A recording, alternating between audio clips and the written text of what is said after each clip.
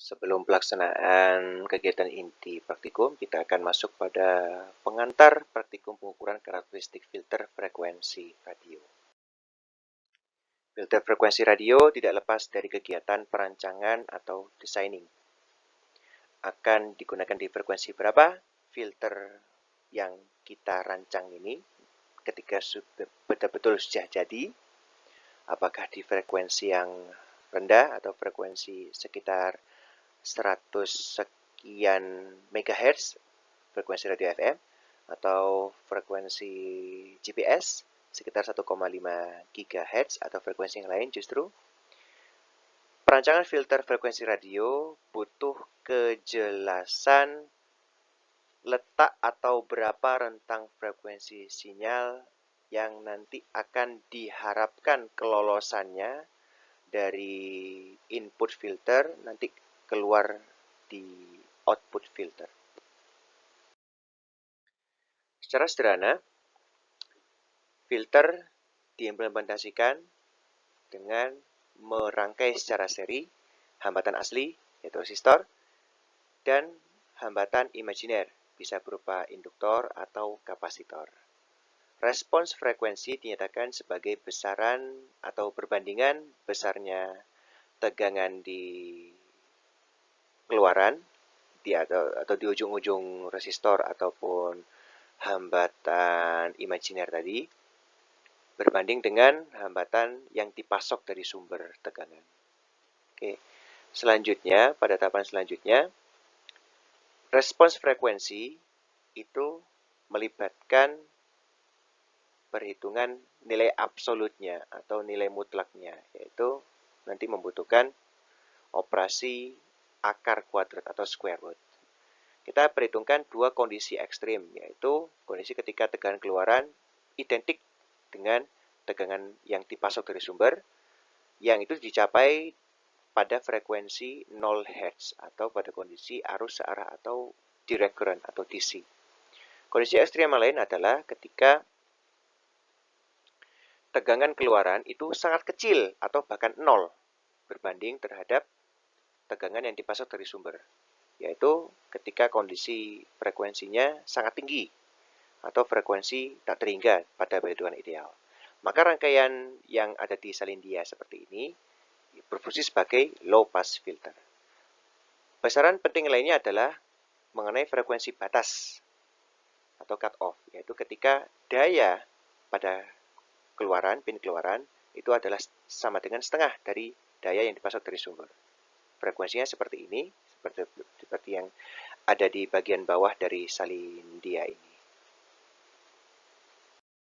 Berikutnya, bahasan yang penting juga adalah mengenai kutub 4 atau port system. Pada praktikum ini, nanti kita akan mengamati S21 atau parameter salah satu parameter hamburan atau scattering parameter ya. Berdasarkan frekuensi yang berbeda-beda nanti. Nanti grafiknya antara frekuensi di sumbu X dan S21 di sumbu Y. Yaitu sendiri adalah besarnya sinyal keluar di port output berbanding dengan berapa sinyal yang masuk pada port input. Nanti besarannya akan kita amati dalam satuan dB, yaitu pada skala logaritmik di sumbu Y-nya nanti. Ya. Baik, jenis-jenis filter sinyal ini digolongkan berdasarkan respons frekuensinya. Di contoh tadi, itu filter yang seperti tadi, di contoh itu digolongkan sebagai filter yang low pass ya, atau low pass filter. Meloloskan frekuensi yang rendah termasuk frekuensi 0 Hz dan meredam komponen frekuensi tinggi. Kebalikannya dari low pass filter adalah high pass filter. Oke. Meloloskan frekuensi tinggi dan justru menahan atau meredam frekuensi rendah termasuk frekuensi 0 Hz. Kemudian selanjutnya jenis filter band pass filter. Band pass filter. Oke. Band pass filter meredam frekuensi rendah termasuk 0 Hz dan juga meredam frekuensi tinggi, tetapi malah meloloskan frekuensi yang ada di tengah-tengah atau dalam rentang yang terbatas. Kebalikan dari band pass filter adalah band stop filter. Meloloskan frekuensi rendah, termasuk frekuensi 0 Hz, dan juga meloloskan frekuensi tinggi, tetapi stop atau menahan, meredam rentang frekuensi yang tengah-tengah seperti itu. Baik. Pada filter, yang itu teramati sangat jelas di respons frekuensi atau grafik respons frekuensi. Yang itu nanti sebetulnya kalau di alat ukur, itu kita ukur di sumbu Y-nya S21, kemudian sumbu X-nya frekuensi. Seperti ini. Ini adalah bagian-bagian penting dari filter yang punya respons frekuensi low pass ya. Terutama ketika ada riak-riak di daerah passband seperti ini.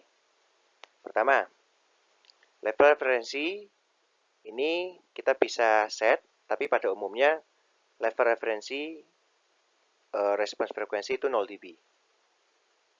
Selanjutnya insertion loss, pada kondisi yang beriak-riak di daerah passband itu atau bergelombang-gelombang seperti itu, maka level referensi dikurangi level rata-rata passband, itulah insertion loss atau rugi-rugi sisipan, ya. Kemudian selanjutnya adalah riaknya tadi ya, naik turunnya.